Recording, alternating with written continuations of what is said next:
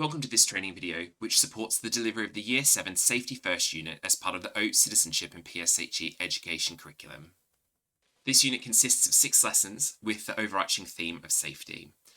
The first lesson investigates the concept of risk and aims to support pupils in recognising that risks can lead to positive outcomes and they're not just negatives.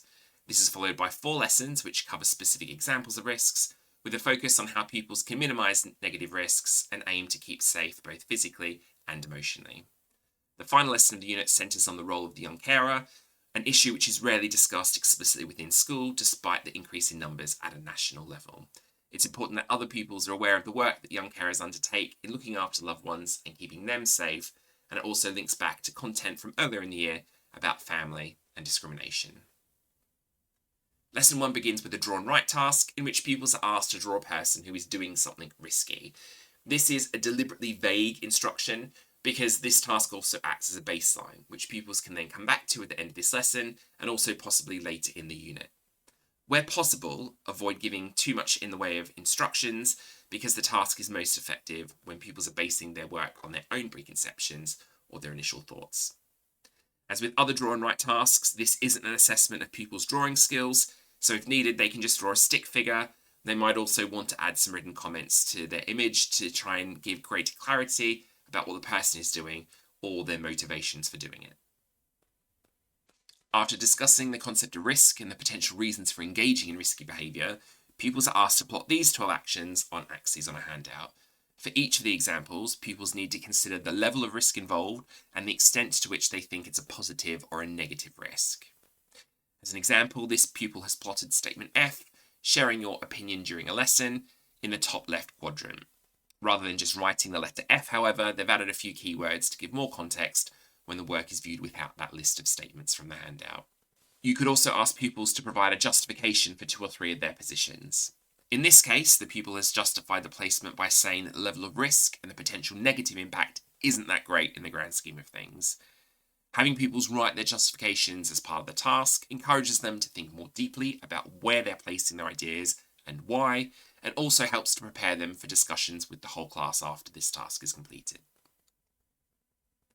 The lesson also includes space for you to add examples of contextual data which highlights local risks. For example, you may be in an area of high teenage pregnancy or knife crime, or have high local rates of obesity or smoking.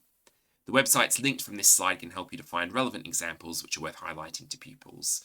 Your local Joint Strategic Needs Assessment, or JSNA, is a goldmine of data, and you should be able to find it through a simple web search of the letters JSNA and then your local area. When selecting examples, make sure to choose examples which are appropriate to pupils' age and stage, and avoid using scare tactics. Although showing real-world data can be really useful, there's sometimes a fine line between pointing out potential local risks and unnecessarily upsetting pupils. Pupils then read a scenario in which Sophie ends up on a bus by herself, surrounded by older boys who are trying to get her to come to a party, possibly being a little bit inappropriate in their comments. Pupils' task is to identify 3 potential ways that Sophie could respond to the situation using the consequence tree worksheet, and to add further information about potential knock-on consequences. To show you how this might work, I'm going to suggest 3 options of moving away from the boys and sitting downstairs, calling her friend Amar on the phone, or just ignoring the boys who are sat near her. We're going to break this down looking at the first example of moving downstairs. So she goes down and sits near the bus driver. The boys might decide that they've had their fun and might just leave her alone. And then that means that Sophie can get home safely after an uneventful rest of the ride. However, the boys might also decide that they have not yet finished. So they follow Sophie downstairs and continue to goad her or to make these comments, trying to harass her a little bit more. If Sophie is near the bus driver, he might intervene and potentially even kick the boys off the bus to ensure that Sophie isn't going to be upset any further. However, Sophie might not be quite close enough to the bus driver for him to hear, or maybe he doesn't realise that she doesn't want to speak to the boys, so there's a chance that the behaviour is going to continue. Ultimately, Sophie might need to make some sort of comment to defend herself, at which point the boys might take offence to this rebuttal and harass her further, or they might slink away with their tails between their legs and leave her alone. If Sophie doesn't feel like she can defend herself, however, she might run off the bus at a random stop to try and avoid them, although that could lead to issues about being isolated, particularly if one or more of the boys also gets off the bus with her. Or potentially she might relent and just go to the party with the boys because it seems like the easiest thing to do, which could lead to all sorts of other risks as well. The idea of this task is to build up loads of consequences of each potential action, so you end up creating a tree of possibilities. It's important that each outcome is something which could potentially happen, but as you can see here, they don't all have to be positive outcomes. This is trying to focus on what could happen overall. Ultimately, this then becomes the basis of a discussion which evaluates each of the three actions. So you'd want to ask the pupils, based on all of the possible outcomes they've come up with, which one has the most positive overall outcomes, which is the best option. What should Sophie do in order to get the best possible outcome? You can then flip it and ask pupils, what would Sophie be most likely to do in this situation? It's all well and good that we know what we can do or what we should do, what those potential outcomes might be, but actually, when push comes to shove, what is Sophie probably going to do? Is it the same as what people think is the best thing for her to do? Or is there a certain reason that she's not actively doing what she knows to be in her best interest? The point of the activity is to help pupils to be more aware of the potential consequences of their actions and others' actions through a distanced scenario. In other units where this task is used, it's also a way of encouraging pupils to come to a decision themselves rather than being told by a teacher about what they should and they shouldn't do. To start lesson 2, pupils are challenged to identify the meanings of as many of these signs as possible. Ideally, they'll only have 2 or 3 minutes to write down their initial ideas. One way of encouraging all pupils to contribute at the beginning of the lesson is to ask them to each provide an answer as you take the register. For example, the first person shares the meaning of the first sign, the second identifies the second sign, and so on.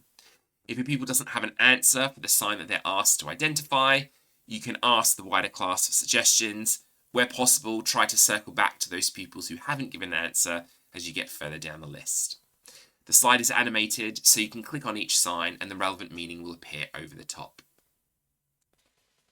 Pupils then receive this knowledge worksheet and make notes in the area to the left of the diagram about any risks they know about which are related to the road. Pupils will add to this worksheet at the end of the lesson and over subsequent lessons as they explore different types of risks. When pupils have listed the examples of risks related to the road, you can discuss them as a class and consider which they think are the most and least problematic and how we might be able to act differently or otherwise reduce the level of risk involved. Pupils then have a worksheet in which they need to try to match various historical changes related to road safety to the years in which these events occurred. Pupils should write their ideas in the first column and then make any required corrections in the second column once the answers are revealed, ideally using a pen of a different colour for corrections. After discussing national road safety data, there's an opportunity to explore more local data using a tool from the Department for Transport. Ideally, you should spend some time ahead of your lesson having a look at how you might want to filter the data visualizations. You can narrow the area down to your local police force. You might want to focus on a specific age group, or you could limit responses to only pedestrians or only motorists. It's also important to note that there's multiple slides to this data tool, so remember to use the navigation at the bottom of the website to have a look at all of the available data sets. The final activity to highlight in the second lesson involves using the Think Road Safety map to explore where road accidents have occurred within the local area. Before the lesson, you'll need to replace this holding image with a map of your local area using the link in the slide notes and then remove the maroon text box. During the lesson, you can access the website and show where accidents have occurred close to your school. Like the data tool earlier, you can filter results to highlight particular combinations of interest, so it's worth familiarising yourself with this website as well. Just to note that sometimes the Google Maps search function on this website doesn't work particularly well, so you may need to navigate to your local area by zooming out on the map, dragging to your location, and then zooming back in. It's not a huge barrier, it just takes a few seconds, but it can be really frustrating if you're expecting the search to work and it doesn't. For lesson 3, you'll again need to make some minor contextual adaptations by adding 2 logos for a local train or tram company. The idea is that pupils will be asked to identify each of the logos and therefore what the focus of the lesson is. The slide is animated so you can click through to reveal answers. To edit this ahead of your lesson, you'll need to move the yellow boxes which sit above the white squares as shown here, add your picture in, and then move the yellow boxes back into position. You'll also need to adjust the layers to bring the yellow boxes forward. If it's something you find difficult, you could just remove all 4 of the yellow boxes and not worry about the animations and just give the answers verbally instead. The U versus Train website was created by Network Rail and British Transport Police to deal with the issue of trespassing on the rail network. The idea in this activity is to have the class complete the quiz as a group and see how they fare. You could ask pupils to move to different corners of the classroom to show their views, or simply have them raise hands for each of the multiple choice responses. Similar to how you explored roads in your local area in the previous lesson, there's also an opportunity here to look at where the nearest train or tram lines are to you, using the website link from the slide notes here. Again, you'll need to replace the image in advance of the lesson. There's also a second website which focuses specifically on level crossings. In this image, you can see that there's one in the top left corner, represented by the yellow box with the black hash marks. If you're in an area where there's no level crossings, you might just want to delete this slide, or actually you might feel it's even more important to make sure that pupils are aware of what a level crossing is and where they are located. Pupils then watch a video from Network Rail, which explores what might happen when someone trespasses on rail lines. Although there's no physical injury depicted in the video, there are social and emotional effects on different people involved, which is explored in this activity. Pupils should make notes on their worksheet to suggest how each of the highlighted characters may be affected by the events of the video. Encourage pupils to share their ideas with the class, and use the template on this slide to collate pupils' responses. Lesson 4 focuses on safety near water, and it starts with some tasks where pupils list examples of bodies of water and then identify where different bodies of water might be found within the local area. Further into the lesson, you can access another data dashboard to explore water safety data at national and local levels. Again, it would help to explore the dashboard before the lesson to make sure you know what type of data you want to focus on and the kinds of questions you might want to ask pupils. For example, you might want to look at what types of bodies of water pupils think are the most dangerous within the local area. Are rivers more dangerous than the coast? And then you can discuss pupils' perceptions using the fatalities by region section, which indicates the local data with the wider purple highlighting or glow. You can then make comparisons between local and national statistics, looking at, for example, if drownings in lakes occur more frequently at the local level than they do at the national level.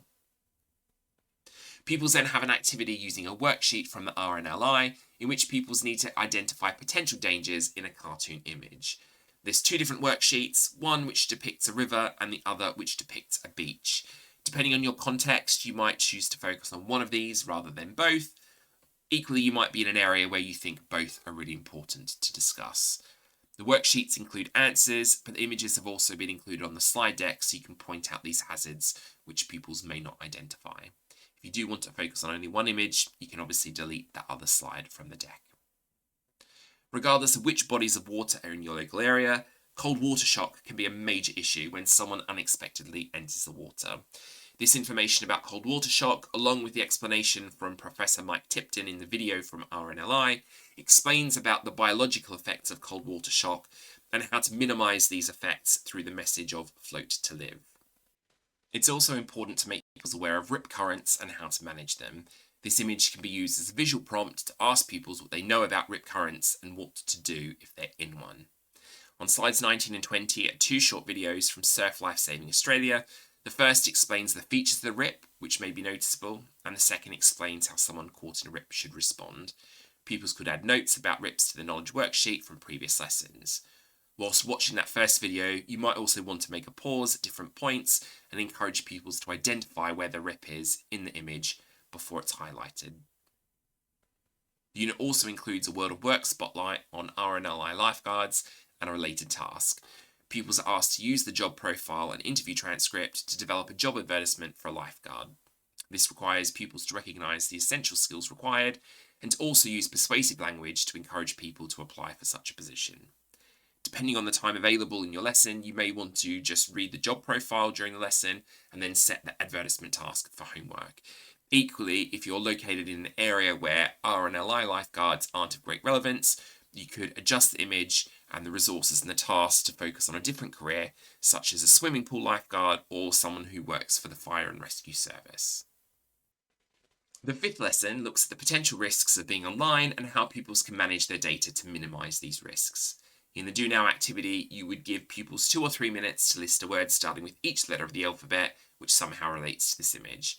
They may, for example, come up with words such as app or phone, or specific examples of apps or other reasons for being online. As was done before in one of the previous tasks, you could encourage all pupils to contribute at the beginning of the lesson by asking them to provide an answer for an assigned letter as you take the register. Later in the lesson, pupils are asked to plot examples of personal data on these axes to show whether they think the specific examples would normally be kept private or made public, and the extent to which they believe the information is potentially sensitive.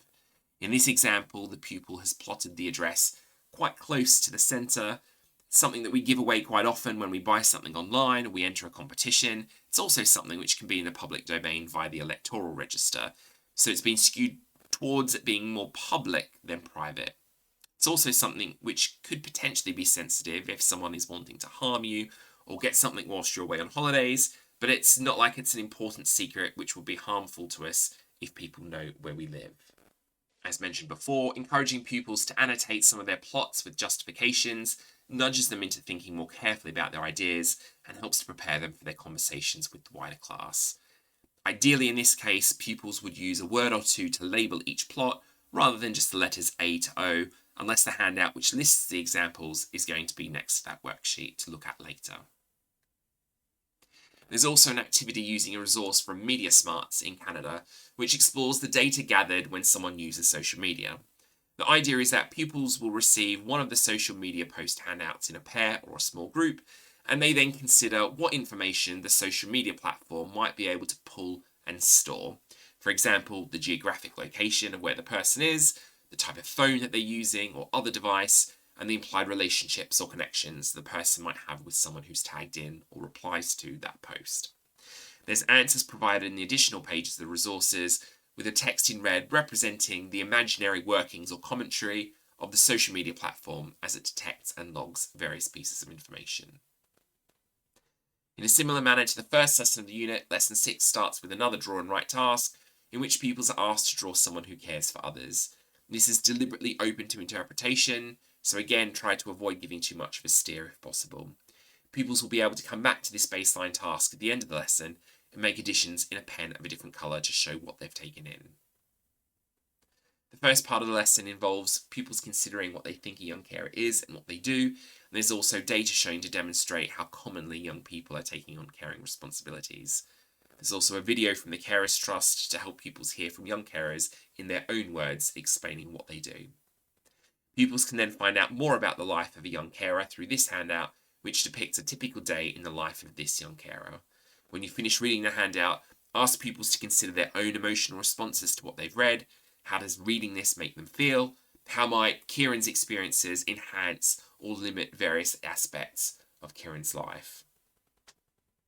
The final activity of the lesson involves pupils having a choice between two tasks. They can use the worksheet template to storyboard a TikTok video to raise awareness of the work undertaken by young carers, or they can collaborate to consider ways in which your school could offer greater support to young carers. If needed, these tasks could be extended and developed for homework, or alternatively, they could form the basis of a social action project in which they take their ideas and put them into practice.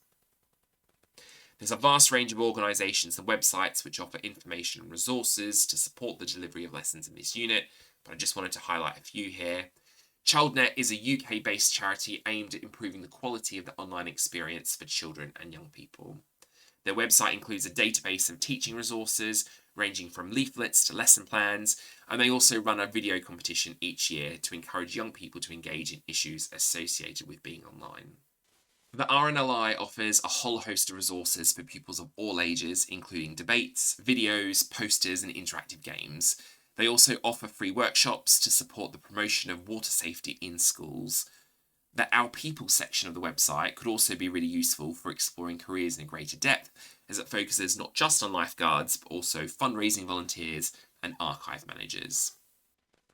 The Switched On programme was created by the rail industry in 2021 to support rail safety education across the UK. They offer worksheets, videos, and other resources which can be used within lessons, and they also deliver free live assemblies at different points throughout the year. Finally, Think is the UK government road safety campaign, Resources are divided by age, and they include lesson plans, slide decks, films, and even an overview for a drop-down day focused solely on road safety. There's also a section focused on statistics, which you can use to ensure that you're always using the most up-to-date data.